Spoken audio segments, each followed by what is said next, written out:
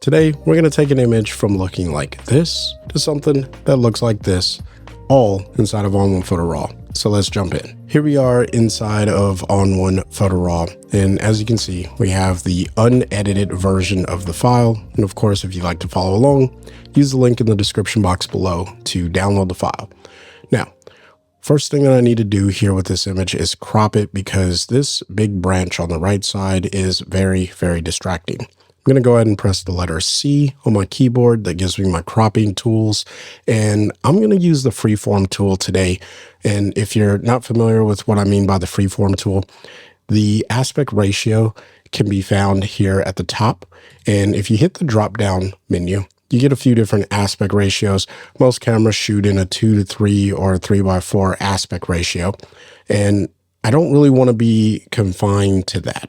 So instead, I'm going to use freeform, and this just allows me to pull the crop wherever I want it to go on the image without having to worry about if it's shrinking in on other sides of the frame. That's all that the freeform tool does.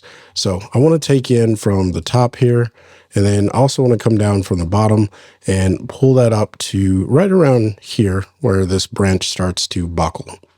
And then I'm going to go ahead and pull in from the right side just to about here. Now, I want to get rid of this branch because it is the biggest distracting thing, but I need to do a different technique of getting rid of that. So I'm going to just crop that out as far as I can get it. And then I'll even bring this in just a little bit. So that way the bird is kind of centered right down the middle of the frame. So from the top to the eye to the branch here. So there's like this center point. That's kind of the crop that I want to go with. So we'll hit the blue check mark and there you go. There's our bird centered on the frame. But we got this distracting piece. So I'm going to work with this, but I need to do it a little bit separate. First, I need to go ahead and work with the tones and the colors in the image because the way that I'm going to fix this, I'm not going to be able to get back to this. So what I need to do is come over here to tone and color. And then I'm going to change my camera profile. I think ON1 Vivid looks the best. You could also try Camera Vivid. And of course, if you have these other DCP files, then you can definitely use those. I also like A67 Vivid, so I'll just go with that. Now I need to work with my exposure. I'm going to contrast it a little bit more. We'll pull up on the highlights just a touch there. I don't really need to touch those, so I'm not going to worry about it. And then I'll play with the shadows. I don't know if I need to open the shadows exclusively on the bird just yet. Yeah, maybe I'll open them a little bit just to give us a good starting point for detail on the bird. And then I'll even increase the midtones. I think that that's looking pretty good. Let's look at a before and an after. Let's pull down on the blacks just a touch here. And then we'll come over to structure, increase the structure because it's a raw file and needs some of that structure. And then I'll play with the dehaze slider. I kind of like what it's doing there, but I don't really want it to impact the background too much because I'm going to do that separately. So I think that that looks pretty good. Now we need to work with the white balance. So I want this to be a little bit more of a cooler image. So I'm going to pull the temperature down towards the blues just a bit there. And I think that that looks pretty good. And then I'm also going to work with the vibrant slider. I'm going to increase that. I typically always find that I want to increase vibrancy on my raw files, especially with my Sony cameras. And then I'll play around with the saturation. I like to desaturate a little bit just to see it muted. And then I like to just pull it up. I'm not even looking at the right side. I'm looking at the image and just seeing where I find this to look the best. And I think around here is probably pretty good. So 21 is where it is. So here's the before. And here is the after all of our basic adjustments. I don't really care to do anything extra to this image. So now it's time to get rid of this branch. And you'll see why I had to do this first. So we're going to go ahead and come over to our layers. If yours is collapsed like mine, you can just click on it. It'll expand the layer section. Now, what I need to do is duplicate this layer. So I'm just going to go ahead and come down to the bottom, click these two little paper looking icons. That's going to duplicate the layer. And we'll just give that a second to think itself through. And this is moving a little bit slower today because I'm working on a solid hard drive instead of a solid state hard drive. And so you may even be able to hear it thinking over there. It's just taking a little bit longer, but this is a photo from my archives. That is life. So now that I have my duplicated image, I'm going to come over to the left tool well, and I'm going to click on the transform tool. This is going to give us the ability to rotate the image, and that's all that I really need to do. So I'm just going to go ahead and click on these little double arrows up here to flip the image horizontally, because now that gives us a clean slate over here on the right side of our image, and I'll hit the blue check mark to commit that. Now, to make sure I don't move it any further, I'm going to just go ahead and click the zoom tool, and then I am going to come back over to our layer section, click the layer mask icon, so that way I can activate it. And then what I need to do is invert.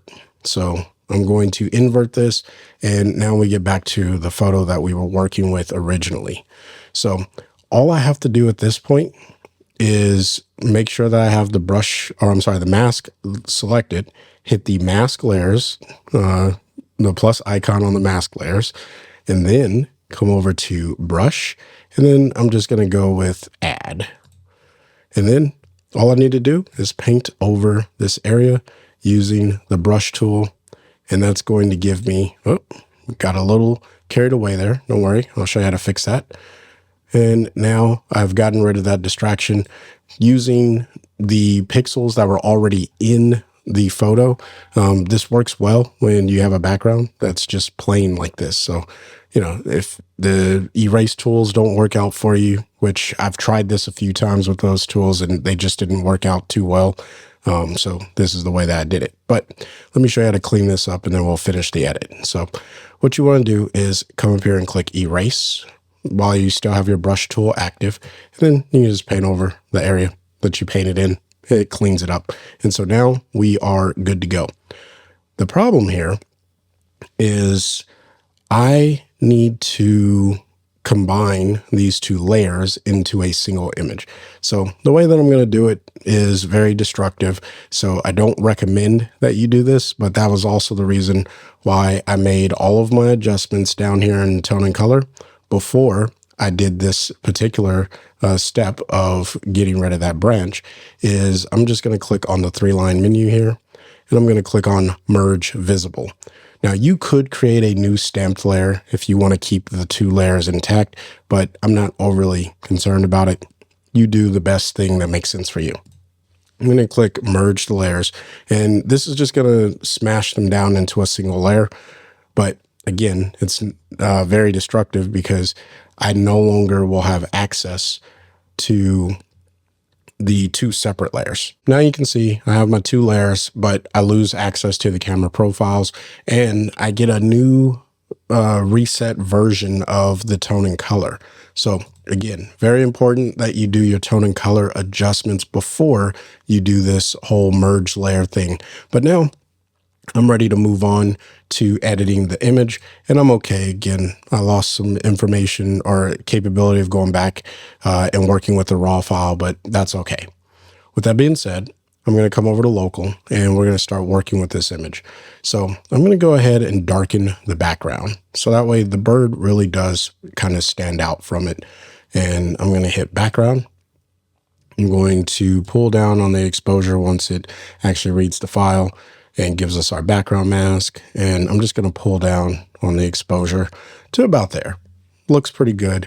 But what I need to do is kind of make a glow around the bird, right? To make the bird look, a little bit more majestic in the overall scene. So what I'm going to do is come up to my masking tools. Let's click on mask, or the mask that I just created. And then we're going to click on the plus icon, and I'm going to add in a gradient. And I'm just going to go ahead and hit subtract for right now.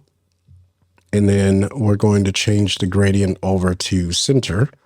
And you can see I have the glow effect happening on the background there, but it doesn't look the greatest. So what I need to do is pull this down, and then I need to put this right behind the bird. Now, if I press the letter O, you can see what's happening here. It's actually protecting the area behind the bird. So now if I press the letter O, I'm going to shrink this down to about this big inside of the bird. There's no like exact science to this, by the way. This is just eyeballing it, and I'll even make it a little bit wider in that regard. And then I'm just going to pull out on the feather. And you can see how that puts a little bit of a glow behind the bird, because what it's doing is it's preserving some of the normal luminance that was behind the bird. So that way the bird just kind of pops off the frame a little bit more and is vignetted by the dark background. But we're not done. So let's keep working here. We'll just go ahead and minimize this masking. And I want to add in another gradient mask. We're going to hit add. We're going to pull down on the exposure just a touch here. And this is going to darken down the bottom part of our image, just because I don't need as much attention being grabbed down at the bottom. And this is good. And then I'm going to add in another gradient mask at the bottom. And this is just a good technique. You could double up on your gradients, right? So I'm just going to go ahead and pull down to a darker exposure there. And then what I can do is just kind of fade this in. So it's like a really dark bottom, and then it just gradually fades into a brighter top. But I did that over double gradients. So we'll do it something like that. And it just looks a little bit more, I don't know, I won't call it cinematic. So I just like it, right? We'll just call it that. I like it. Okay, so now we are coming from here to here, and this is looking good. Now we just need to focus our attention on the bird. So I'm going to go ahead and click a subject mask.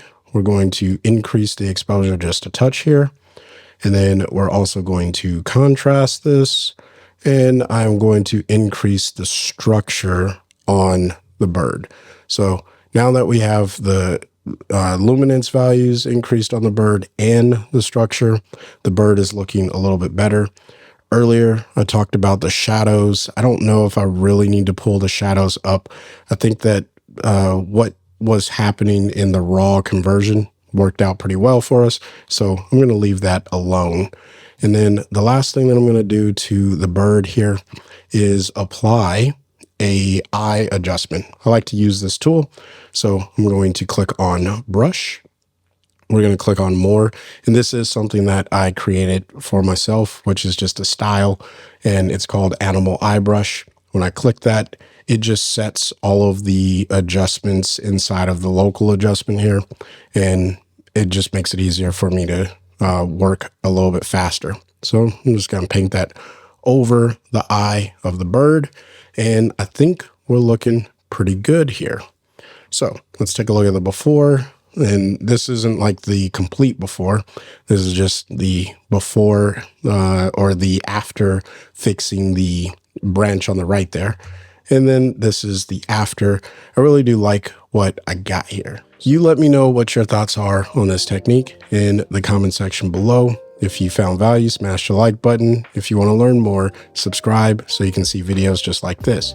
Now, if you want to pick up ON1 Photo RAW or anything over at the ON1 Photo RAW store and save a little bit of money in the process, consider using coupon code FreeWellPhotos20. That is an affiliate coupon, which means I make a commission, but it's at no extra charge to you, and it's a great way of supporting the channel.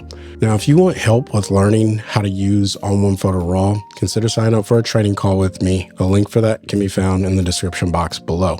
Until next time, I want you to stay inspired and keep creating. Peace.